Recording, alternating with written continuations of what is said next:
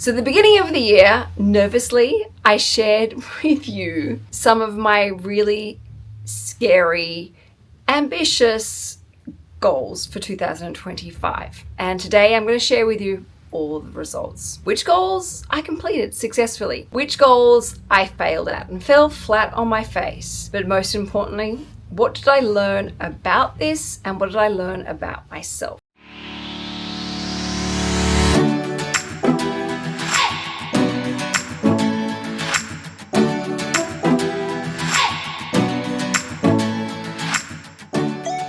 Hi everyone, welcome back to my channel. I'm financial planner Canna Campbell, and this is where I like to share inside my world everything around financial empowerment, motherhood, mental health, minimalism, and capsule wardrobe fashion. So if you haven't subscribed, please make sure you do. Now on another note, I want to quickly just share with you a couple of things about what has been going on. So I was publishing videos, I think almost like 2 times per week, but then I hit a wall. I had a few different things going on. So very sadly, Giuseppe, my king, he passed away and it really knocked me for 6. Then on top of that, I had some personal challenges. I had a bit of a mental health spiral, which has been really, really hard. And then on top of that, Tom has been traveling so much for work. I have been solo parenting and working full time and, with 3 kids with 3 very different needs. And then to just top off 2025, it's a long story, but I'll try and give you the short one. I jumped out of the shower. I just had a towel around me. It was about 9 o'clock at night. I was really tired and I saw a massive cockroach and it was running across the wall and I was staring at it thinking, do I get the spray or do I just leave it? Anyway, it's running away from me and then it turns around, looks at me and jumps on my inner thigh. I just had a teeny tiny towel. So I jumped one way, my knee jumped the other. I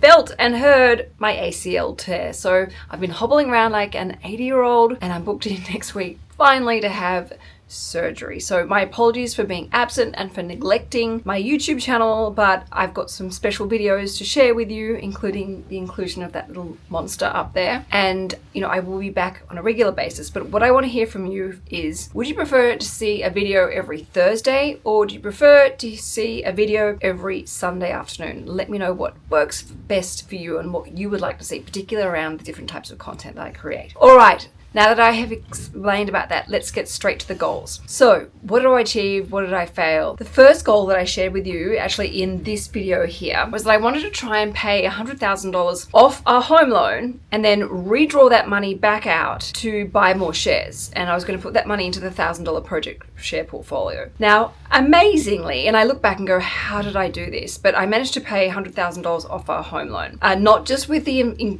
growth of the property, but actually making extra payments. And I don't think this was necessarily sustainable because I think I literally have broken my back trying to do this, but I got there. When I look at all the transactions, it was so many transactions. It was like little bits here and there, bursts and spurts. I took on so much extra work to try and make this money and earn this money so I could do this. And I'm so glad I did, but I'm also exhausted. I don't think I can necessarily have that same goal for 2026. However, here's the thing. I haven't yet pulled the trigger in setting up the debt recycling strategy. Not to say I won't do it. I definitely will. There's no doubt about it. The issue is something is in my gut is telling me just to press pause for the time being. I'm a little bit worried about what's going to happen with interest rates. There was talk of interest rates coming down, then it was talk about them just plateauing for a bit. Now there's talk of interest rates going up. I sensed this about 3 months ago and I'm just not sure if now's the right time. So I'm going to sit on the debt recycling strategy for a while, but I'm okay with this and I'm actually quite proud of myself because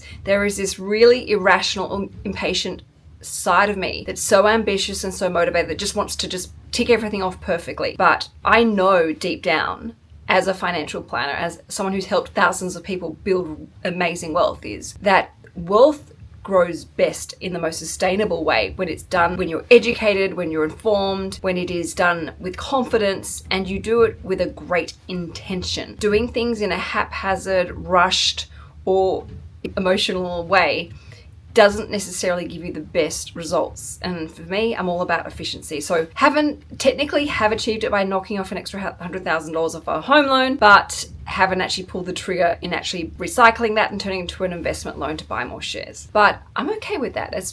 it's still an amazing accomplishment, and it will happen, but when the timing is right. Number 2, and that was a family holiday skiing. Now, I'm so annoyed at myself about this. I failed at this miserably, and I feel like I feel like I almost manifested this drama. So 2 holidays were actually booked and paid for. First one was to do a quick trip to Hong Kong as a family, but then Giuseppe got really sick and we had very limited time with him. So we cancelled that trip so I could just be with him literally 24/7 as he crossed over. So I was okay with that because it was Giuseppe. Then we discovered that there wasn't, for our second holiday, which was skiing in New Zealand, we realized there wasn't enough snow.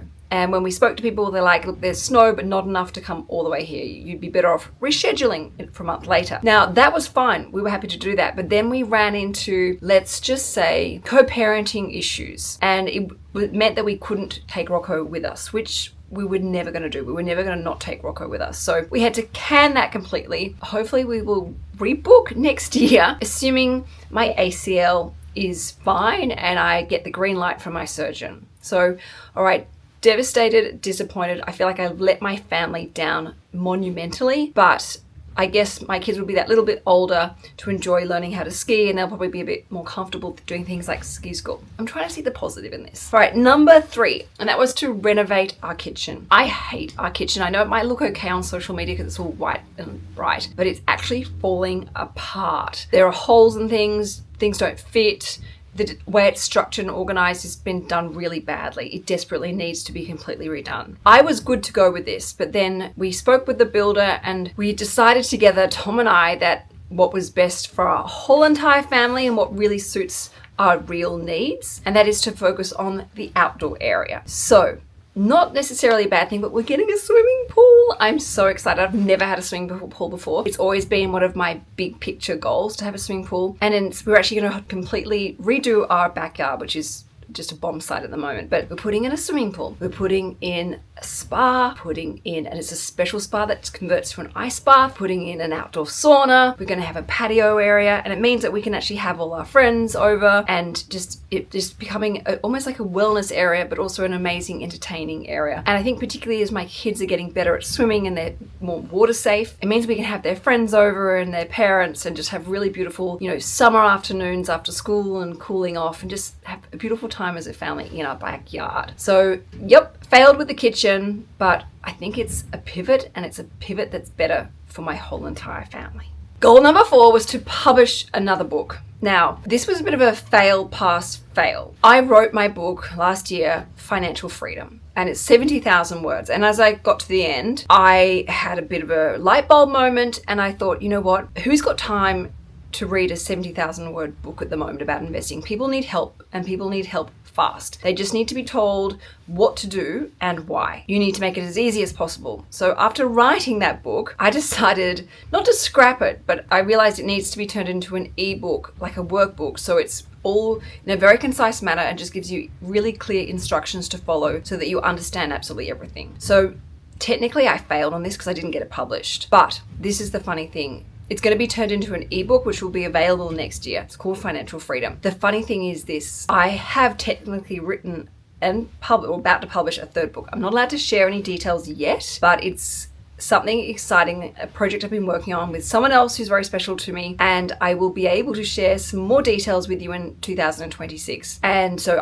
this is a funny one. I don't really know how I feel about not completing my book but then doing another. It feels very odd, but sometimes I guess you just need to trust the universe that it's got a better idea for you and you're going to be able to help people more. And that's what I'm really about at the end of the day. And then finally, goal number 5, and that was to try and finish work every day at 3 p.m. So with Apple starting kindergarten at the beginning of this year, I decided that I needed better work-life balance. And I had this idea of stopping work at 3 p.m. sharp to be at the school gate at 3 p.m. sharp. Now, even though Rocco's gone through school, and I don't know why I didn't clock onto this, but if you want to be at the school gate at 3 p.m., that means finishing work at 2:30 because you've got to race to the school gate, park the car, traffic, blah, blah, blah. I failed at this. I just couldn't get my work done. And so I would race to school, dripping in sweat, panicking, frantic, frazzled, pick up Apple like that, and then think, gosh, I've still got like 7 or 8 key things I need to do before the day wraps up. So then I was, getting short-tempered and frustrated and annoyed at myself that I hadn't got my work done. Now I was literally sending myself crazy, just trying to do it all and be everything for everyone. But I collapsed and I fell into a heap, and I've had to be kind to myself. And I've had to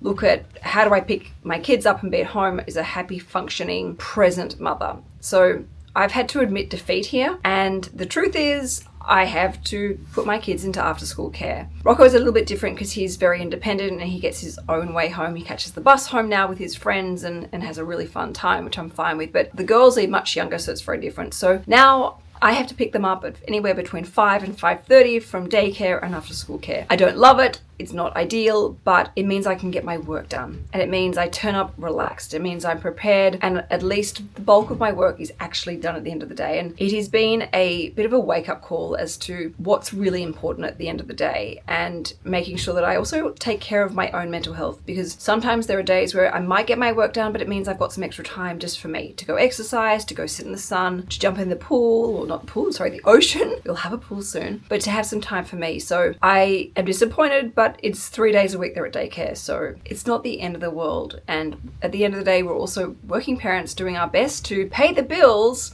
but also enjoy family life. So in reflecting back over my goals, what have I learned about myself and the goals that I set, and my dream and my vision and my objective for life? Well, the first thing I've learned is the importance of listening and acting on my gut, like trusting it. This is something really hard for me to do because I really question sometimes if I know what is right for me. Like I don't know myself well enough to make good enough decisions. But for me, I think particularly as deciding not to go ahead and do the debt recycling strategy, it feels like a sound decision. I feel like it's a sensible one. It's one that I will not regret pressing pause on for the time being. So that's been something really important for me to learn. The second thing I realized in looking at my goals and having to pivot with my goals is that continued faith that things happen for a reason and there are blessings in disguise. The holiday to New Zealand skiing was such a big goal of mine. I had so many, I did so much visualization of Rocco and I sitting on a ski lift, my girls skiing in between my legs like I did with Rocco when he was young. It was hard to swallow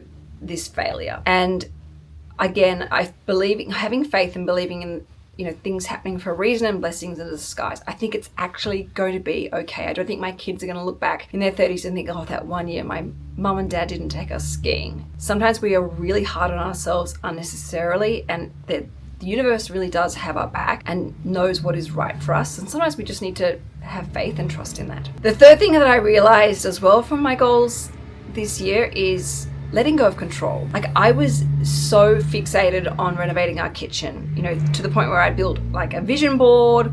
I started taking pictures of different colored marbles and brass, and speaking to one of my friends who's an interior designer, to really sort of plan us all out. So when I had to let go of that idea of doing the kitchen as much as I wanted, it was as much as it was annoying me, I had to step back and think of the big picture and come back to what is right for the family, and just let go of trying to control my goals. It's okay to pivot. There is definitely never any failure in pivoting. In fact, when you pivot, it is way more aligned. The fourth thing I realized, and this is very much from the book, the 70,000 words that I wrote in the book, Financial Freedom, and that is the importance of listening to what others really do need and want right now. I really feel like, I don't want to think I've wasted my time writing the book, Financial Freedom, but I believe that people who read this book and read the ebook of this will be grateful for the fact that it's in such a condensed manner. I don't beat around the bush. I don't spend 5 pages explaining one concept. I'll explain it in a paragraph for you, so it goes straight to the point, and you can quickly implement and action the advice in this book. I feel like it's going to help create greater financial breakthroughs, particularly for people who want to start investing, or people who are on their FIRE journey, building long-term growing passive income streams through dividends. So I think this really been a big important thing for me to realize.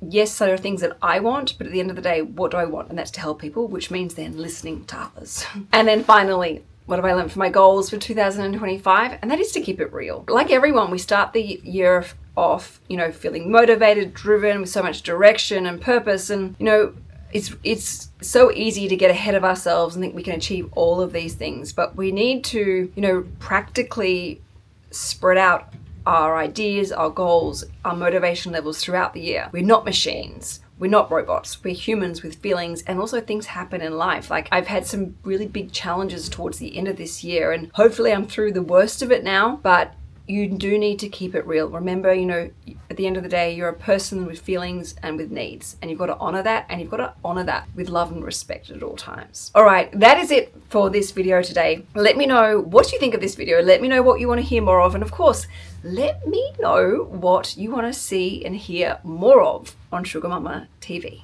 Ciao for now.